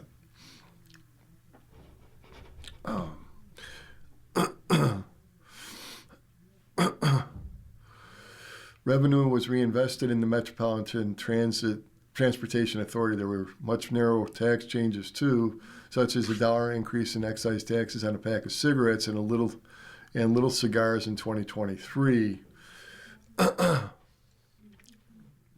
The tax was intended to be revenue neutral for managed care organizations, which receive other payments from the state, and was levied to draw in more federal tax revenue. We approached Stefanik's campaign for evidence of her claim, which provided some of the examples mentioned above. Hochul's representatives maintained the extensions of the existing taxes are not in tax increases. They are standard changes for tax code to be subject to renewal. Hochul's office said it is not correct to call the increased rates for high-income earners enacted in 2021 under Governor Andrew Cuomo temporary. However, in review of the 2021-22 budget, the Office of State Controllers noted that the top rate will increase from 8.82% to as much as 10.9%. The change will be in effect for the tax years 2021 through 2027, and in 2028 and thereafter, the rate will revert to 8.82%. The 2027 expiration was also described in closed budget materials at the time. E.J. McMahon, adjunct fellow at the conservative Manhattan Institute for Policy Research, called Hochul's preemptive extension, passed in 2025 instead of 27, tax increase by any standard. Hochul's spokespeople also, if she's done anything, it would have ended 2 years from now, McMahon said. Hochul's spokespeople also point that she reduced taxes on New Yorkers, including accelerating middle tax cuts to fully implement them in 2023 instead of 2025. The child tax credits in the low to moderate income families. They also noted inflation and refund checks for low to moderate income filers. Our ruling, Hochul, backed by state legislature, has extended existing taxes for wealthy corporations and people, as well as health insurance companies. She has also cut taxes for the middle class. Other new increases, such as transit taxes on large businesses, were paired with cuts for smaller businesses. Stefanik claimed Hochul had raised taxes on New Yorkers, a claim that could leave every New Yorker to believe their taxes have gone up because of Hochul. But the new tax increases did not affect every New Yorker. What's more, income taxes in the middle class went down. Extensions mostly affected select groups. As broad tax on health insurance was extended, has been in place since 1996. The claim has some truth to it, but it lacks important context. We rate her claim as half true. You're listening to a reading of articles and features for the Buffalo News for today, December 14th. Time is 16 minutes after the hour. Northtown Auto Center dealer renews deal. Eyes name tweak for Amherst Ice Complex. Northtown Automotive Company is driving off with a deal to keep the company's brand on the busy Northtown Center at Amherst Ice Complex for the next 5 years with a possible new name. The dealer, one of the area's largest, has extended its naming rights agreement with the town of Amherst, which began in 2010 when the Amherst Pepsi Center was rebranded as the Northtown Center. Amherst's original 10-year agreement with Northtown expired in 2020, and the town received the naming rights payment that year, but it hasn't gotten anything since from the dealership. Earlier this month, Town of Amherst Board Supervisor approved a 10-year extension backdated to 2020 that calls for the town to get $315,000 now in back pay and annual payments of $85,000 through 2030. The town did not seek proposals from other potential sponsors, nor was it required to do that. Northtown has always been a good partner in Amherst, so I have no objections to this partnership, said Deputy Supervisor Sean Levin, who will take over as town supervisor January 1st. Northtown automotive officials said the agreement value goes beyond the increased visibility it offers the company. I think the single biggest benefit to us has been the alignment of the sponsorship with the kind of our core values of supporting community initiatives. Harold Erbacher, co-owner and chief operating officer of Northtown Automotive, said in an interview. Pepsi name initially. The Pepsi-Cola Bottling Company Corporation had the original naming rights deal for the town-owned four-rink facility, which opened in 1998 near the University of Buffalo North Campus. Town officials said they expected the agreement would earn Amherst about $500,000 over 11 years. They described it as the first instance of the company paying a local municipality with naming rights for a town facility. Those deals are more common now. Town of Tonawanda, for example, another major area auto dealer, Paddock Chevrolet, is paying an average of nearly $155,000 annually to put his name on a golf dome, ice rink, and other recreational venues. It's now Paddock Park. An initial agreement between Amherst and Pepsi is set to expire in 2009. The town reached out to more than 70 area businesses to encourage them to bid for the right to put their name on the center, which receives extensive use from ice skaters and hockey players and hosts regional and national tournaments. Town officials were disappointed only when Pepsi submitted a bid and the town board December 2009 rejected the company's offer. In 2010, Amherst officials tried again, this time receiving a formal response from Northtown Automotive. Further negotiations produced a 10-year deal expected to generate $500,000 for the town, new revenue and cost savings. The new agreement ran through April 30th of 2020 with an option to renew for additional terms. Following the end of the initial 10-year term, Northtown also paid the town $30,000 in June of 2020 for the year ending April 30th, 2021, but the town has received no other payments, said Linda Jewell, Amherst Finance Director. First Ward native asks family to carry on a legacy of giving. There are people whose idea of kindness may not extend further than liking a sympathetic Facebook post. And then there are people for whom kindness is a vocation. Martha Hart Cusimano, who died November 30th in Florida at the age of 82, belonged to the second category. She was born in Vandalia Street in Buffalo's Old First Ward in World War II era in Buffalo, where money was scarce and helping your neighbors was a reflex. Her grandfather, George Horay, known to everyone as Big George, grew roses as he cut himself to decorate the altar of Our Lady of Perpetual Help, Pets, the Roman Catholic Church that anchored generations of families in the neighborhood. It's a way of life. You grow what you could, you shared what you had. Her daughter, Patty Cusimano Gomez, told me this past week that as she grew older, she began to appreciate her mother's influence on her own values. Martha carried that despite to help with everyone, everywhere, even as she left the First Ward and then Western New York. When the family later lived in Cheektowaga, Patty and her siblings would collect unsold bread and pastries from Vincent Bakery and deliver them to food pantries. I must have been 8 years old, said Patty, who now lives on Florida's East Coast. I complained about being bored, so my mom gave me this book. It was an encyclopedia for kids of arts and crafts and projects to do at home.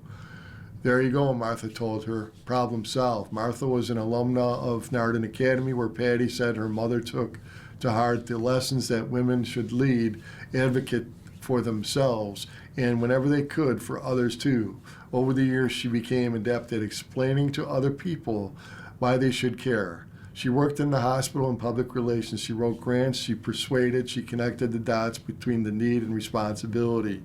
In Florida, where she and her husband of 63 years, James Cusimano, eventually settled, they got involved building homes and raising money for Habitat for Humanity. They joined St. Rose of Lima Church in Kissimmee, a parish serving many Spanish-speaking families who work in orange orchards and in the hospitality economy of the famous theme parks there.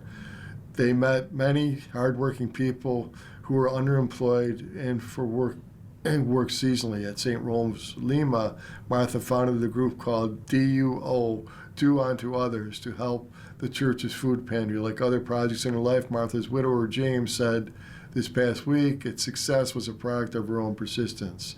There were several times when she would ask for donations and would get a no, James said, but she would just go back again and again and then get the donation 6 months later. They raised $500,000 that way for the food pantry. She did not take no for an answer. The food pantry now serves more than 70,000 people a year. Patty told me that the COVID-19 pandemic began to expose the gap between the community's needs and the church's ability to meet them. They needed new and bigger facilities, new refrigeration, and a multi-purpose room for the pantry's expanding program. So Martha and James got to work. The Casinos and others helped raise more than $4.1 million towards the $4.4 million to build what is now called the Lima Center. In 2023, the breast cancer Martha had fought off more than 20 years had returned. The doctors gave her a year to live, but Patty said optimistically she got twice as much. That's the gift of cancer, I guess, Patty said. It can give you time to think, to say goodbye, to say things that make new memories, too. During the time, Martha continued her work with the food pantry, packing in boxes for families and going to pick up runs for food supplies. As she lost her hair to chemotherapy, she was seen constantly wearing a Bills cap while she did her volunteer work, said Laura Bailey. She kept working right up until she got very sick, said Bailey, a retired Kaleida nurse who met Martha through her retirement community's Western New York and Upstate New York group. She was special, Bailey said. Patty said her mother's literal dying wish had repeated several times from her hospital bed during her final weeks was not poetic. It was logistical. Finish the food pantry. God, gotta go to God and promise me this, you'll complete the Salima Center, were her mother's last words, Patty said. At the time of her death on November 30th, the project was about $300,000 short, but Patty is committed to keeping that promise. She knows she has to. Her mother would never take no for an answer. Now let's look at Asking Eric. After 30 years, companies' cold retirement send-off stings. Dear Eric, 1 year after my retirement, I am still feeling confused and hurt for not receiving a retirement gift from my longtime employers. I work for the family-owned company. It's a realty company for nearly 30 years. I'm not a member of the family. We started out as just 4 of us before the company expanded into one of the largest real estate firms in our community. I was an intricate piece of it, but as it grew, I felt more and more left in the dark by the decisions and considerations. It felt hostile to me. Honestly, it felt good to leave a place where I had felt disrespected and tired of being snapped at by management. Bosses laid a happy retirement card on my desk and walked away. When I opened it later in front of some coworkers, they were shocked. There's not even a gift card. It's not even a gift card fell out. Kind words written, but I was confused. My feelings were validated by my therapists and friends of whom I spoke. However, 1 year later, my self-esteem is still deflated, and I still have frequent nightmares about being back at the toxic work atmosphere. Not a good way to close out my life. I'm active in charitable and political causes, so I am not bored. At this late date, do I ask my former employers what was the deal? It could bring closure so I could move on. Stung, former realtor. Dear realtor, I say this with kindness. You probably already know the deal, or at least the general outline of the deal, so I don't think a conversation with a toxic employer is going to bring you the closure you seek. The unhappy feelings you have about your former employer workplace have all coalesced around the retirement acknowledgement, but it sounds like you've suffered for years and all that is going on to take its toll. Instead of going back to the place of the injury, talk to your therapist about the struggle you're having with self-esteem and ways to heal. That part of your past is not going to change, but your relationship to it can. You might start to see your boss and coworkers in a new light that doesn't seem to give them so much power over your own feelings. You might engage in therapeutic practices that quiet the negative voices that still linger in your memory. It might help you to simply say to your therapist, what I wanted was not what happened and it hurts. Your nightmares are already dragging you back and to your workplace. You don't need to go back there in your waking hours too. It's possible to get free. Dear Eric, I'm a 70-year-old woman who is a wonderful husband. I have some health issues, including cognitive impairment. For this reason, I do not drive, and I depend on my husband for shopping and doctor's appointments. Do you have any advice for making social connections? Lonely. Dear Lonely, making and maintaining social connections is going to be a little bit different at this point than perhaps it did in the past. This is neither good nor bad. Change happens, but the fact that you have to desire to make connections is a fantastic first step. There's evidence that socializing can help with cognitive performance as well. A 2021 study by the Center for Healthy Aging at Penn State found that when adults ages between 70 and 90 experienced more frequent social interactions, they also had better cognitive performance on that day. Look into programs at your local senior center or YMCA to enlist your husband's help in adding events that interest you to the calendar so that you can get there and get back. It's important to consider socialization as another crucial aspect of your health care, along with medical appointments and errands. The types of organizations often offer classes as well, which can be a great way to meet new people and meet people where you are cognitively. There might be things you and your husband want to do together, or you may find programs that only appeal to you. You may also want to be proactive about reaching out to friends and relatives and inviting them over for a visit. You don't have to throw an elaborate lunch or even make tea. You can be honest about your capacity. If it makes you more comfortable, say something like, I'd love to see you. I'm not in a place where I can formally host anymore, but I would be wonderful to catch up. Friends might be welcome the opportunity to reconnect and show you love. For friends who aren't nearby, try catching up with phone or video chat. Lastly, talk to your neurologist about finding local support groups for you and your husband. That can be great resources for new strategies and for social connections. You're listening to a reading of articles from today's Buffalo News on your Niagara Frontier Radio reading service. The time is 10:30. Let's take a look at sports now. Kuntar's stay brief as Ostlund returns to Sabres. Trevor Kuntar's stay with the Buffalo Sabres was brief. There was no way to commute exactly how many days or games the Williamsville resident would remain with the Sabres, but Saturday morning, Kuntar was headed back to the American Hockey League. Kuntar's NHL debut was ultimately short yet sweet, and Noah Ostlund returns to the Sabres when they face the Seattle Kraken at 8 p.m. Sunday at Climate Pledge Arena, the final game of a 6-game road trip that began December 3rd in Philadelphia. The Sabres announced the roster moves Saturday. Ostlund, a center, returns to the Sabres lineup for the third stint this season. He had 3 goals and 3 assists in 20 games with the Sabres and has 3 goals and 7 assists in 7 AHL games.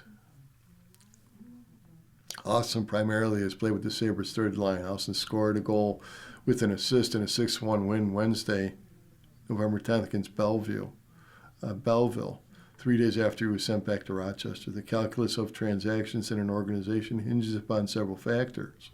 Kuntar, a center, was called up for 1 game to fill the spot after goalie Colton Ellis was placed on injured reserve, and Kuntar has his chance to make his NHL debut Thursday. In a 3-2 win at Vancouver due to an illness that kept right winger Alex Tuch out of the game. In fact, he found out halfway through an on-ice warm-up at Rogers Arena that he would play in his first NHL game. Sabres practice after print deadline Saturday at Kraken Community Ice Complex in Seattle. Both Tuch and Josh Norris could be available for Sunday's game against the Kraken. Norris did not play in games in Edmonton and Vancouver due to an illness/soreness, and Ruff said Thursday in Vancouver that at least 3 players on the roster have come down with illnesses on the trip. Kuntar call-up came out of necessity and the technicality. The Sabres returned Ostlund to Rochester of the American Hockey League on December 7th, and by the time Ellis was placed on injured reserve Thursday, December 11th, after ending concussion protocol following the 4-3 overtime win December 9th in Edmonton, Ostlund had not yet played in an AHL game upon his return to the Amerks. Players who are returned to the AHL team must play at least 1 game before being recalled to the NHL parent team. Kuntar, a Williamsville resident who spent 2 years at Canisius High School, signed with the Rochester of the American Hockey League over the summer and spent the summer training with some Sabres who stayed in the area. Then joined the Sabres training camp in September. He has 9 goals and 4 assists in 24 games with the Amerks. It was kind of a creative relationship there, Kuntar said Thursday in Vancouver. Everyone's so welcoming, and I think there's a good group of guys with a lot of camaraderie. Kuntar played only 5 minutes and 12 seconds over 8 shifts, all even strength against the Canucks on the Sabres' 4th line with Josh Stone and Beck Mellenstein. Lindy Ruff, coach of the Sabres, decided to go down to 3 lines against the Canucks, but Ruff said he liked the way Kuntar competed, finished his physical play, and competed on the puck. A lot of times winning on the road isn't about skill, it's about compete. Real hard compete, Ruff said. Every time I put him on the ice, the compete was good. Still, Kuntar's debut came with an awakening. He quickly learned the value of precision in minding small details on the ice. You have to be very detailed because minor mistakes can turn into big problems, Kuntar said.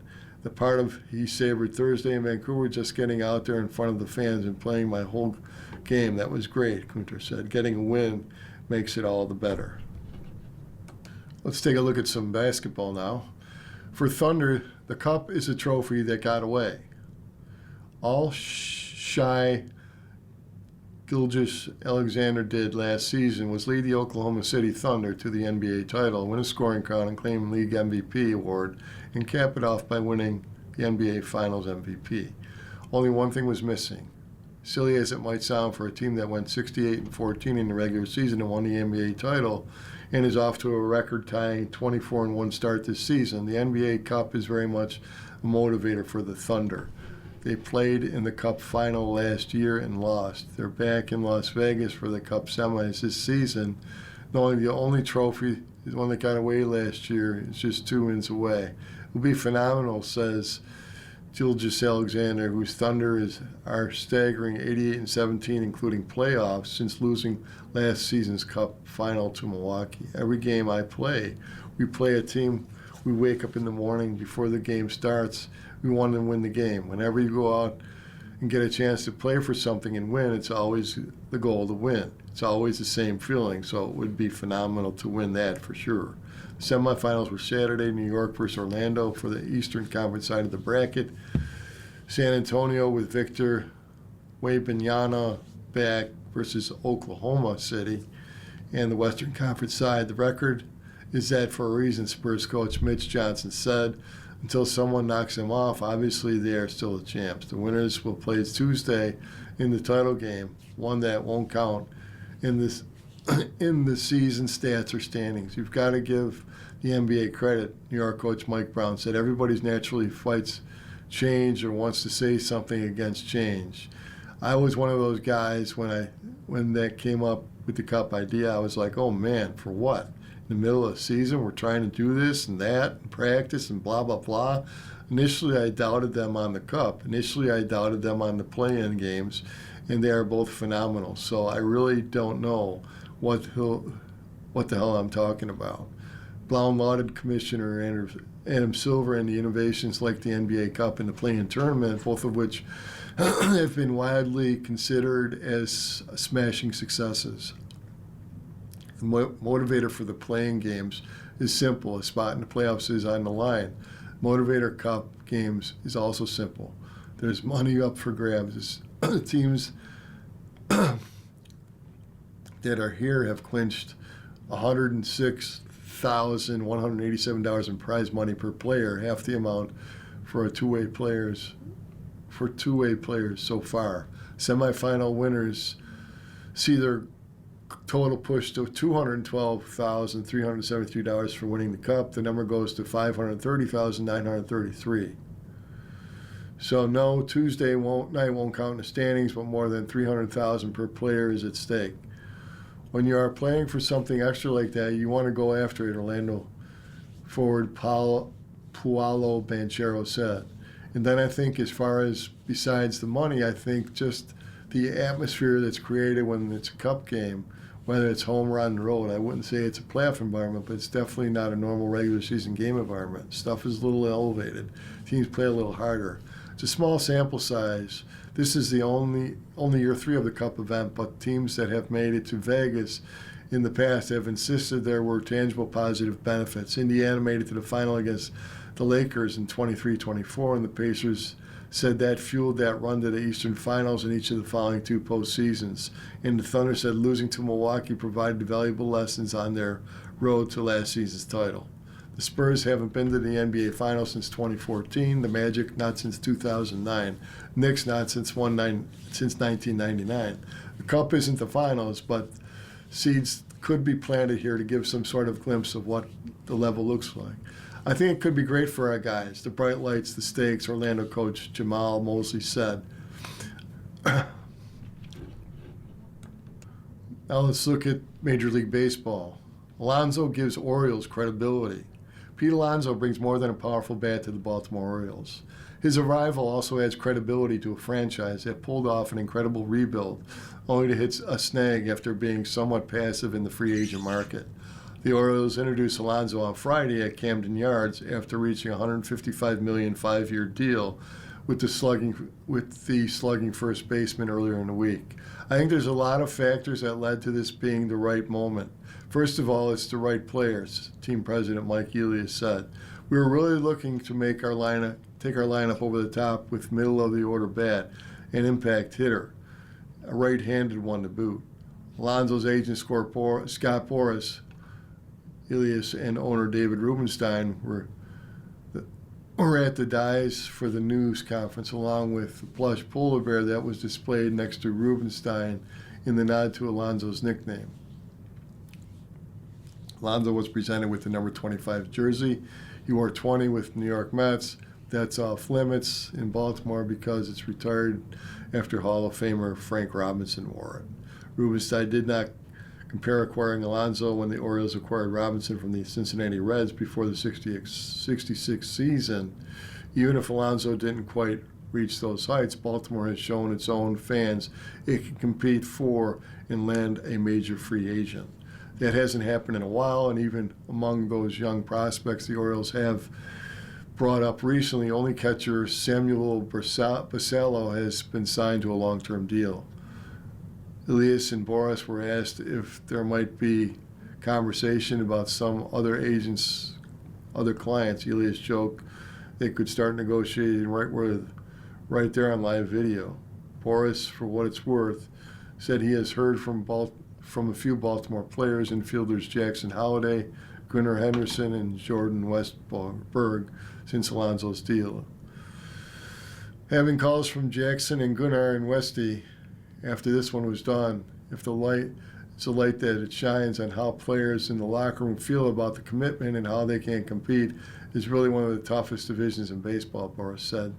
This comes organically. The minute it's done, it has an immediate impact. Alonso, a five-time All-Star with the Mets, is one of a trio of fan favorites to leave this offseason, along with closer Edwin Diaz and outfielder Brandon Nimmo.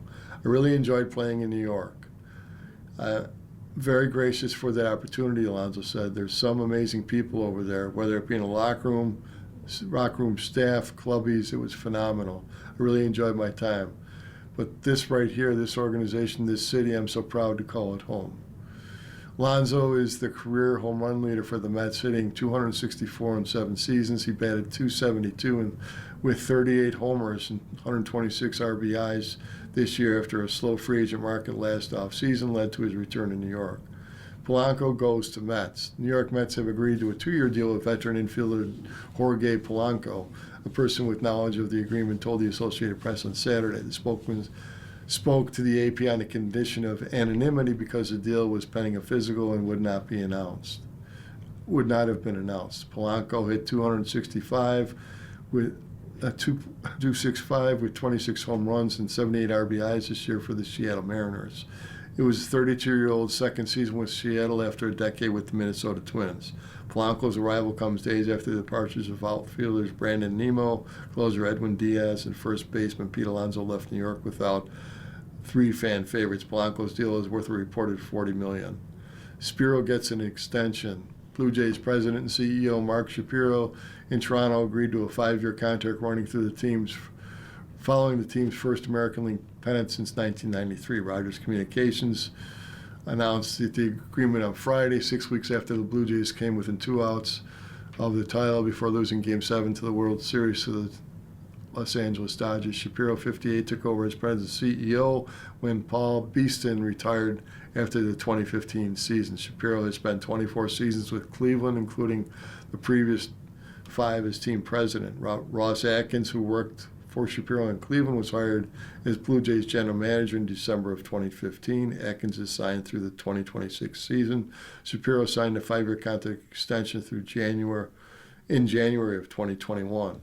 Round the horn, side-arming right-hander Chase Lee was acquired by the Toronto Blue Jays from the Detroit Tigers for minor league left-hander Johan Simon. Lee made his big league debut April 22nd, and the 27-year-old went 4-1 with a 4.10 ERA and 32 relief appearances, striking out 36 and walking 9 in 37 and a third innings. Simon, 24, was 3-3 with a 3.42 ERA this year for Class A Dunedin, High A Vancouver, and Double A New Hampshire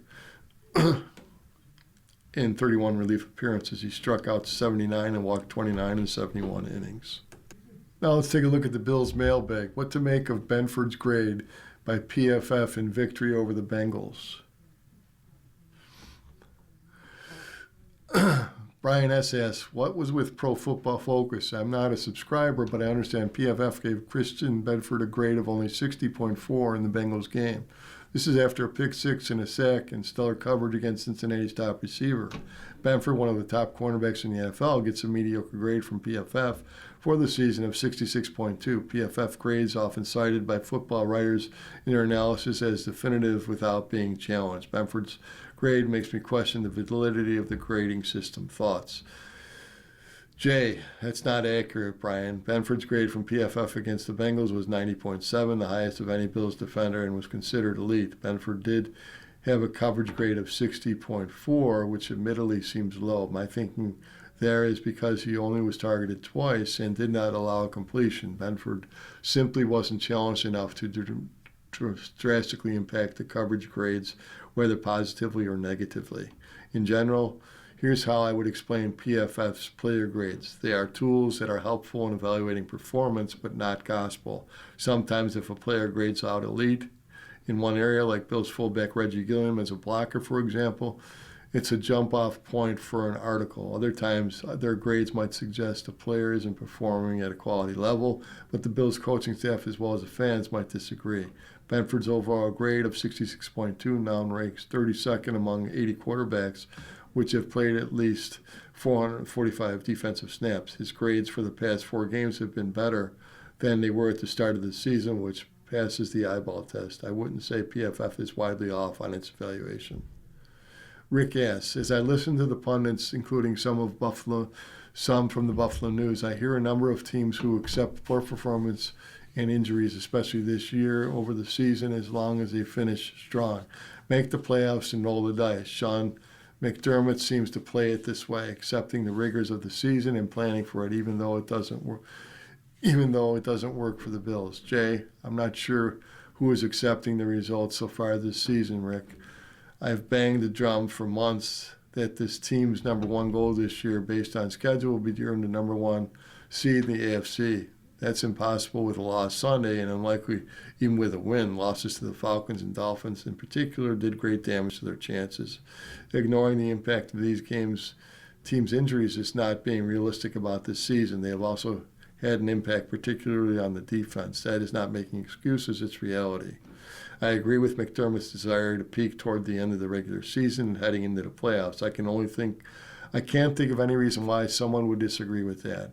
This is not to say any of the losses earlier this season were acceptable, but nothing can be done about that now. Bills are staring at the possibility of having to win 3 road games to reach the Super Bowl.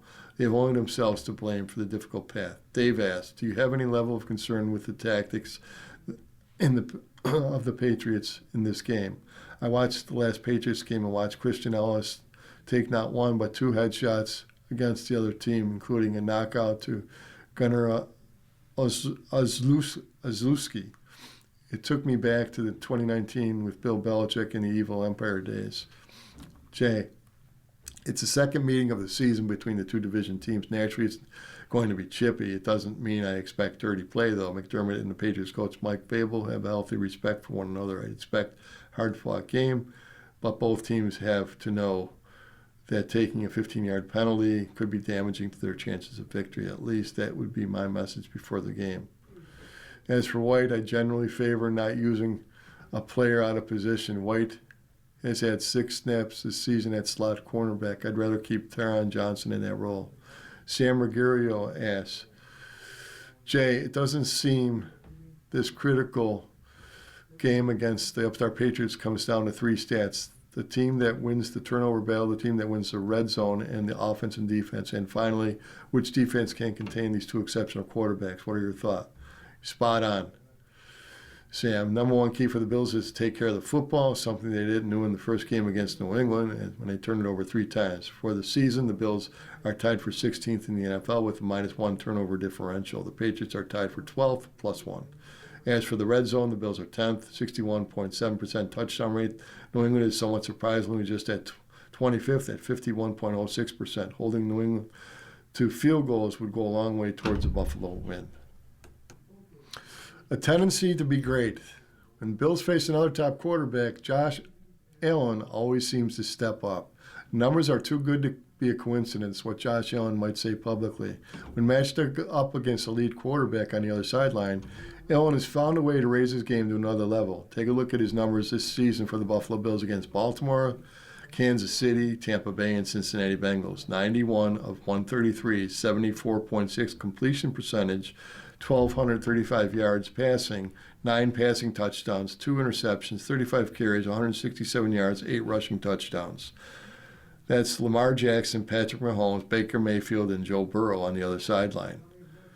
The best of the best. Every time Allen has delivered and leading the Bills to a 4-0 record in those games. Bills versus New England, game details. When? 1 p.m. Where? Gillette Stadium, Foxborough, Mass. Weather, 30 degrees, chance of snow, wind, northwest 7 miles per hour. Announcers, Ian Eagle, J.J. Watt, and Evan Washburn.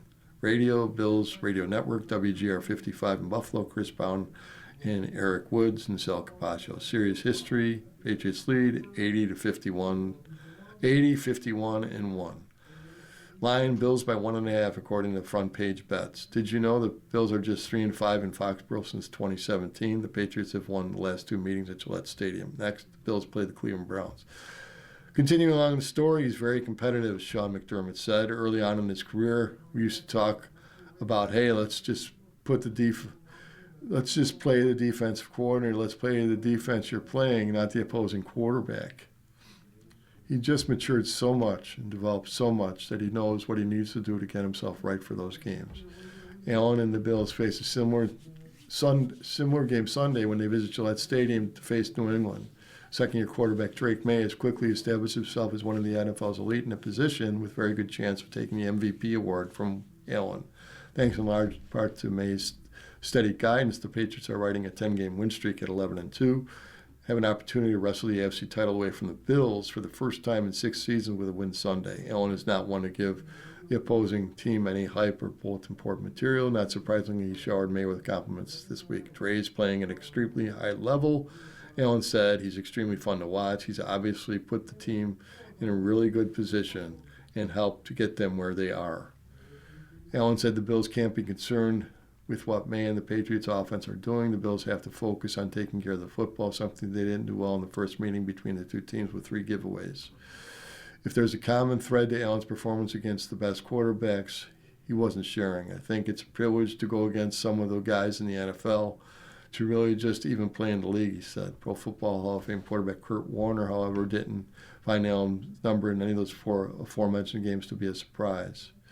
Anytime I matched up against another great quarterback, the first thought in my mind was, I've got to beat the other team's defense. The first thought was always, I've got to outperform the guy on the other sideline. I know how great he is. I know he's going to play great. And if our team is going to have a chance, it's going to start with me outperforming him, Warner said in a phone interview with the Buffalo News. New rivalry takes shape. May's performance that resurrected the Patriots, who for a time looked lost in the post-Tom Brady-Belichick era. New England hired Pats linebacker Mike Vrabel as head coach in the offseason as one of the first moves after installing Josh McDaniels as offensive coordinator. It's the 3rd stint in that role for McDaniels. His first 2 came when Brady was quarterback. McDaniels has installed a similar offense to the one that Brady ran, and May's ability to see the field, understanding the reads, and going where he needs to go with the football have improved greatly. Physically, he throws the ball effortlessly and has emerged as one of the best deep passers in the league, according to analytics website Pro Football Focus. He's 25 of 45 on attempts that travel 20-plus yards in the air for 809 yards, 7 touchdowns, no interceptions. May currently is second in the MVP odds at DraftKings at plus 200, behind only Rams' Matthew Stafford, who looks at minus 180, meaning you have to wager $180 to win 100. They have good separation for the rest of the field, with Packers' Jordan Love third at plus 1,000, followed by Allen at plus 1,500, meaning 100 returns 1,600. While the MVP race is interesting, some plot to Sunday's game. The bigger stakes is what it means for the AFC playoff race. The Patriots can clinch the AFC title with a win and move closer to earning their number 1 seed. The Bills win, meanwhile, keeps their faint hopes of a 6th straight division title alive while moving a step closer to securing a postseason spot. The quarterback fraternity in the NFL is a tight one. There is a healthy respect that is shared among those who carry the weight, not just the organization, but in many ways a community on their shoulders. There has always been reflected in some of the battles between Mahomes and Allen have had in the postseason. The next great rivalry could be forming between Allen and May, given their status and division rivals. The two quarterbacks share the same agent, Patrick Collins, that have led to them spending some time together off the field. Allen said most of their conversations have had little to do with football and focused more on life. May ranked second in the league with a 3,412 passing yards and 111.9% passer rating. He could become the sixth quarterback in NFL history under the age of 24 to lead his team to 11 consecutive wins in a single season. He's playing like a veteran quarterback, Allen said. He sees things extremely well. He's at a great pace. It looks like things have slowed down for him, which, again, we hate to see that, right? But I'm happy for how well he's playing because he's a great human being and on top of being a great football player. We just got to find a way to win Sunday. Given their pace in the standings in Sunday's game, it would be natural that May has started to draw some comparisons to Allen, which he called an honor. I think I'm a long ways away from playing like him, May said. He's like the best in the game.